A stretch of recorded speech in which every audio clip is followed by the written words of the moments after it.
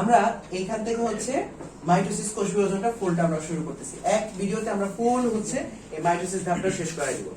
ফার্স্টে আমাদের মাইটোসিস কোষ বিভাজনটা শুরু হওয়ার আগের ধাপটা যদি আমরা চিন্তা করি, এইটা তো হচ্ছে আমাদের প্রোফেজ এখান থেকে শুরু হয়ে টেলোফেজ পর্যন্ত গেল, যে এই পর্বগুলোকে বা এই ধাপগুলোকে বলা হয় হচ্ছে সবগুলোকে ক্যারিওকাইনেসিস। কোষ বিভাজনের দুইটা অংশ আছে আমরা জানি, একটা হচ্ছে ক্যারিওকাইনেসিস আর একটা হচ্ছে সাইটোকাইনেসিস। ক্যারিওকাইনেসিস মানে হচ্ছে কার বিভাজন? নিউক্লিয়াসের বিভাজন। আর সাইটোকাইনেসিস মানে হচ্ছে সাইটোপ্লাজমের বিভাজন। এখন কোষ বিভাজন হওয়ার আগে বিভাজনের জন্য তার কি আছে? কিছু প্রস্তুতিমূলক পর্যায় আছে, যেগুলো আমরা আরেকটা ভিডিওর মধ্যে কিন্তু পড়াই দিছি। কোষ চক্র সেখানে কিন্তু আমরা পড়াই ফেলছিলাম। একটা কোষ যখন কোষ চক্র শেষ করে আসলো, তার মানে কি G1 ধাপ, S বা ডিএনএ ফেজ এবং G2 ধাপ, এই তিনটা ধাপ যখন শেষ করে আসলো, তখন সে matured enough for cell division. মানে এখন তার কি হবে? কোষ বিভাজন হবে।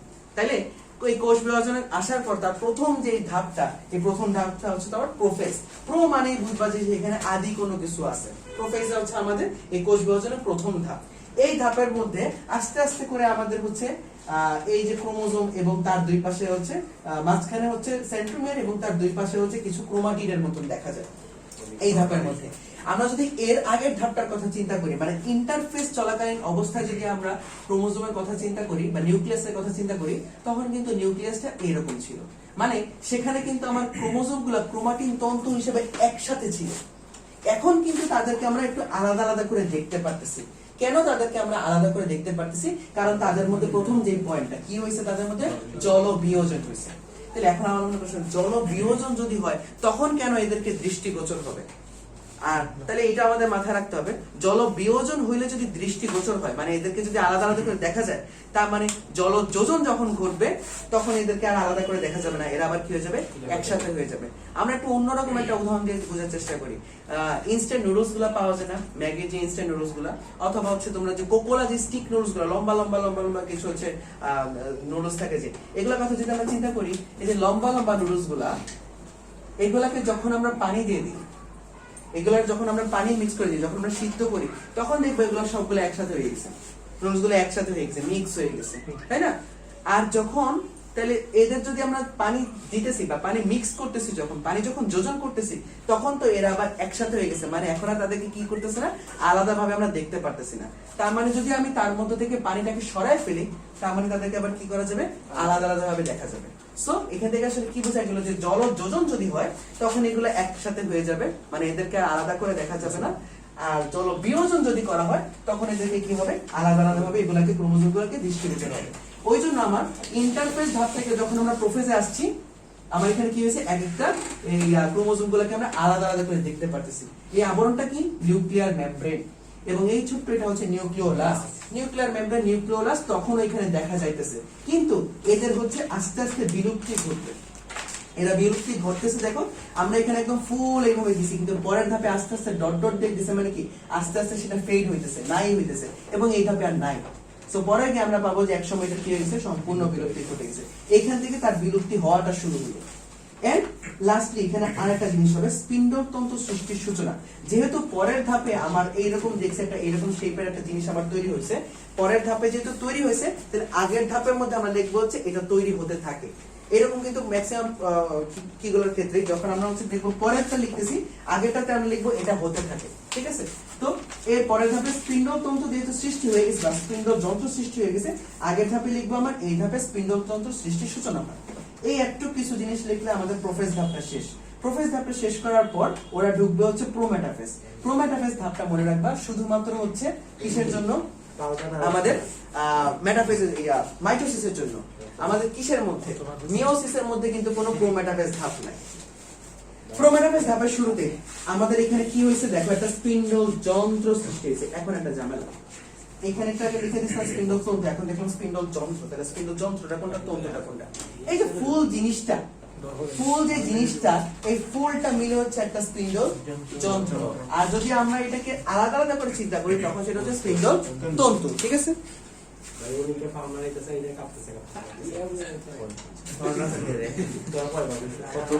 এখন স্পিন্ডল যন্ত্র এবং স্পিন্ডল তন্ত্রের কথা বললাম। এরপর আমরা কি পাবো এখানে? স্পিন্ডল তন্তু পাইছি, যেগুলো এক মেরু থেকে এই যে এখান থেকে শুরু করে এই পর্যন্ত বিস্তৃত। এইগুলা হচ্ছে এই যে এটা একটা স্পিন্ডল তন্তু, এটা একটা স্পিন্ডল তন্তু, এরকম প্রতিটা এক একটা হচ্ছে এগুলো স্পিন্ডল তন্তু। আর এই টোটালটা মিলে ফুল জিনিসটা হচ্ছে একটা স্পিন্ডল যন্ত্র।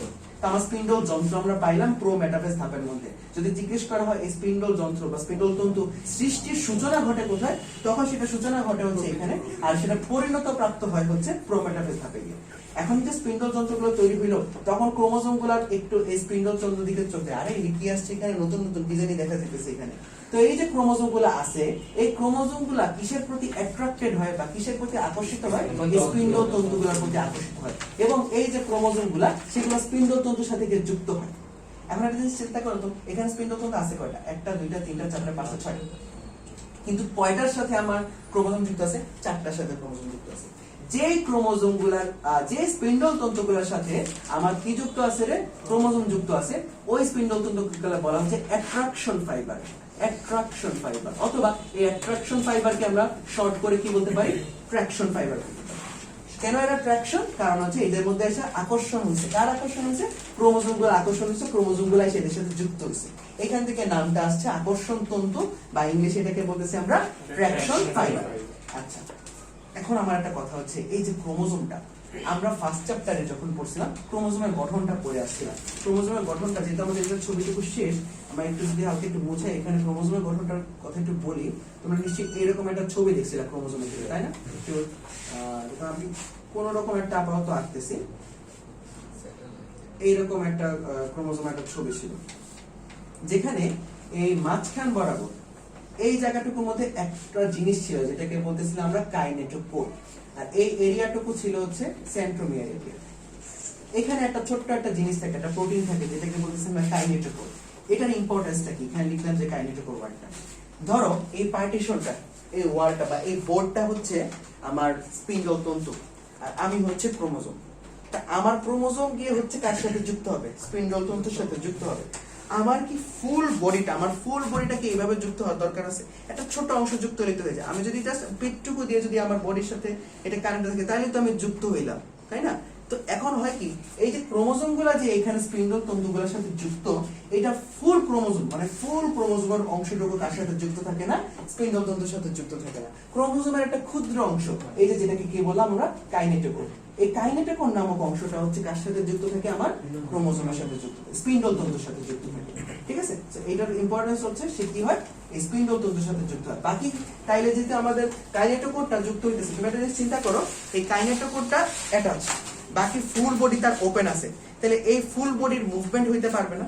আমাদের তার যে ক্রোমাটিড গুলো আছে এগুলো মুভমেন্ট হইতে পারবে না। যেহেতু ক্রোমাটিড গুলোর এখানে মুভমেন্ট হওয়া পসিবল, এই জন্য এখানে কি নৃত্য দেখা যায়? ক্রোমোজোমাল নৃত্য দেখা যায়। ক্রোমোজোমাল নৃত্য, এই পয়েন্টটা আগে লিখতে ভুলে গেছিলাম, একটু লিখে নাও এটা। ক্রোমোজোমাল নৃত্য দেখা যায়, কারণ তার বাকি অংশগুলো তো আর ক্রোমোজোমের সাথে স্পিন্ডল তন্তুর সাথে লাগানো না, সে মুভ করতে পারবে। সো ক্রোমোজোমাল নৃত্য আমরা এখানে পাবো।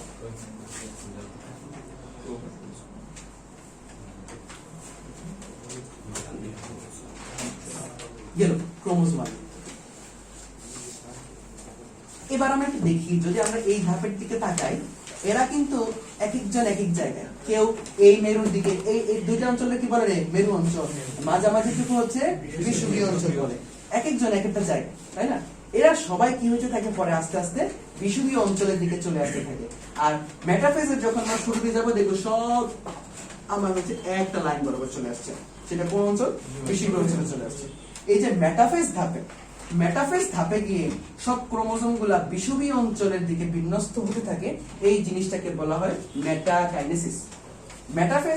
মেটাফেজ পর্যায়ে ক্রোমোজোম গুলো স্পিন্ডল তন্ত্রের বিষুবীয় অঞ্চলের দিকে বিন্যস্ত হতে থাকে, এটাকে বলে আমরা মেটাকাইনেসিস। ক নাম্বার কোশ্চেন, জ্ঞানমূলক কোশ্চেন হিসেবে অনেক সময় চলে আসে। এটা সবচেয়ে মোটা এবং সবচেয়ে খাটো হয় আমাদের মেটাফেজ ধাপে গিয়ে। আর একটা খুবই কমন কোশ্চেন অবজেক্টিভের জন্য, কোন ধাপে সবচেয়ে সর্বাধিক মোটা এবং খাটো ক্রোমোজোম দেখা যায়? মেটাফেজ ধাপের মধ্যে দেখা যায়। সবচেয়ে বেশি আকর্ষণ থাকে ক্রোমোজোমের এই ধাপগুলোতে, আস্তে আস্তে আসতে থাকে। এখানে এসে পরে একদম যে তারা কাছাকাছি, এখান থেকে আবার তার বিকর্ষণ শুরু হবে একটু পরে। দেখবা যে জিনিসটা কি, যে একটা বস্তু যখন হাইয়েস্ট যত উপর পর্যন্ত যায়, এরপর থেকে তার কি শুরু হয়? ফল শুরু হয়, তাই না? একটা বস্তু যত তুমি উপর দিকে গেল, হাইয়েস্ট পয়েন্ট থেকেই তার হচ্ছে পরবর্তীতে হচ্ছে লোয়েস্টটা শুরু হয় বা আবার সে নিচের দিকে নামতে থাকে। কিন্তু এখানে দেখা যায় যে প্রোফেজ থেকে প্রোমেটাফেজের মধ্যে আরো তাদের আকর্ষণ, ক্রোমোজোমগুলো আকর্ষণ বাড়তে বাড়তে এখানে এসে একদম পিক হয়। পিক মানে একদম সর্বোচ্চ, পরে আবার এখান থেকে আবার কি শুরু হয়ে যায়, বিকর্ষণটুকু শুরু হয়ে যায়।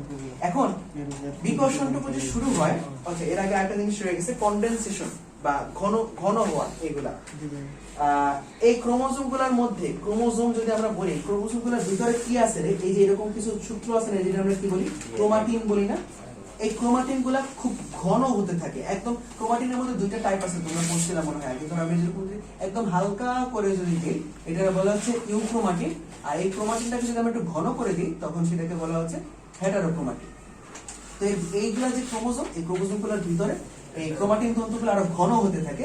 ঘন হওয়া, কনডেন্সড মিল্ক নাম শুনছি না? কনডেন্সড মিল্ক মানে হচ্ছে ঘন, যে দুধটাকে একদম যে ঘনীভূত করে ফেলে। কিন্তু এগুলোর ভিতরে যে আমার ক্রোমাটিন গুলো ঘনীভূত হয়ে যায়, এই জিনিসটাকে বলি আমরা কনডেনসেশন। আর এরপরে দেখো আস্তে আস্তে কিন্তু আমার এই ধাপের মধ্যে আমরা কি দিছিলাম, একটা সময় নিউক্লিয়ার মেমব্রেন, নিউক্লিওলাস দিছিলাম। এখানে ডট ডট ডট ডট মানে হচ্ছে ফেডিং, আস্তে আস্তে নাই হয়ে যাচ্ছে। এই ধাপে আর নাই, এখানে আর কোনো নিউক্লিওলাসও দেখা যাচ্ছে না, নিউক্লিয়ার মেমব্রেনও দেখা যাচ্ছে। নিউক্লিয়াস এবং নিউক্লিয়ার মেমব্রেন সম্পূর্ণ বিলুপ্তি ঘটে কোন ধাপে? মেটাফেজ। মেটাফেজ ধাপ থেকে এই জন্য প্রচুর অবজেক্টিভ আসতে পারে।